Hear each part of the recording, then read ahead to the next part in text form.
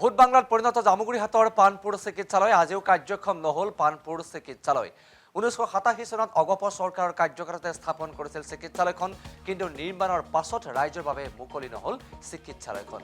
সম্প্ৰতি চিকিৎসালয়খন কাৰ্যক্ষম কৰাৰ দাবী উত্থাপন কৰিছে স্থানীয় লোকসকলে। এই চিকিৎসালয়খন পুনৰ নিৰ্মাণেৰে কাৰ্যক্ষম কৰি তুলিলে ব্ৰহ্মপুত্ৰৰ উত্তৰ পাৰৰ হাজাৰ হাজাৰ লোক উপকৃত হ'ব। সেই চিকিৎসালয়খন অতি শীঘ্ৰেই মুকলি কৰাৰ দাবী স্থানীয় লোকসকলৰ।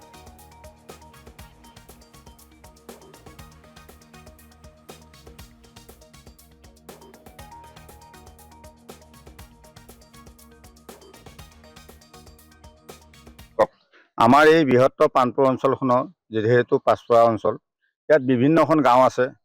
4-5খন গাঁৱৰ আমাৰ এই হাস্পতালখন বহুত আজি 25 বছৰ ধৰি এই হাস্পতালখন বনোৱা হ'ল। আজি বিৰাট জংঘল জাবৰে ভৰি আছে। এই হাস্পতালখন হ'লে আমি নিশ্চয় আনন্দিত হ'ম। আমাৰ চৰকাৰখনে যিহেতু ভাল কাম কৰি আছে, বিভিন্ন কামত আমি উন্নতিৰে দেখি আছোঁ। এই হাস্পতালখন বনাই দিলে আমি নিশ্চয় সুখীত হ'ম।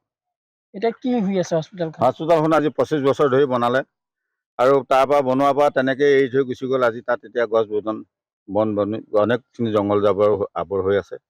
এইটো ক্লিয়াৰ কৰি ভোট বাংলাত পৰিণত জামুগুৰিহাটৰ পানপুৰ চিকিৎসালয় আজিও কাৰ্যক্ষম নহল। পানপুৰ চিকিৎসালয় 1987 চনত অগপ চৰকাৰৰ কাৰ্যকালতে স্থাপন কৰিছিল চিকিৎসালয়খন, কিন্তু নিৰ্মাণৰ পাছত ৰাইজৰ বাবে মুকলি নহল চিকিৎসালয়খন।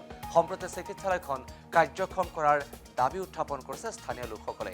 এই চিকিৎসালয়খন পুনৰ নিৰ্মাণেৰে কাৰ্যক্ষম কৰি তুলিলে ব্ৰহ্মপুত্ৰৰ উত্তৰ পাৰৰ হাজাৰ হাজাৰ লোক উপকৃত হ'ব। সেই চিকিৎসালয়খন অতি শীঘ্ৰেই মুকলি কৰাৰ দাবী স্থানীয় লোকসকলৰ।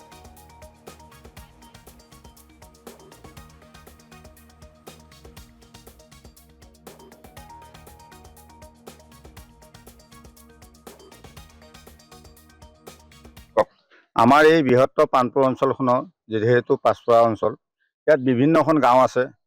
4-5খন গাঁৱৰ আমাৰ এই হাস্পতালখন বহুত আজি 25 বছৰ ধৰি এই হাস্পতালখন বনোৱা হ'ল। আজি বিৰাট জংঘল জাবৰে ভৰি আছে। এই হাস্পতালখন হ'লে আমি নিশ্চয় আনন্দিত হ'ম। আমাৰ চৰকাৰখনে যিহেতু ভাল কাম কৰি আছে, বিভিন্ন কামত আমি উন্নতিৰে দেখি আছোঁ। এই হাস্পতালখন বনাই দিলে আমি নিশ্চয় সুখীত হ'ম। এটা কি হৈ আছে হাস্পতালখন? হাস্পতালখন আজি 25 বছৰ ধৰি বনালে আৰু তাৰ পৰা বনোৱাৰ পৰা তেনেকৈ এৰি থৈ গুচি গ'ল। আজি তাত এতিয়া গছ অনেকখিনি জংঘল জাবৰ আৱৰ হৈ আছে। এইটো ক্লিয়াৰ কৰি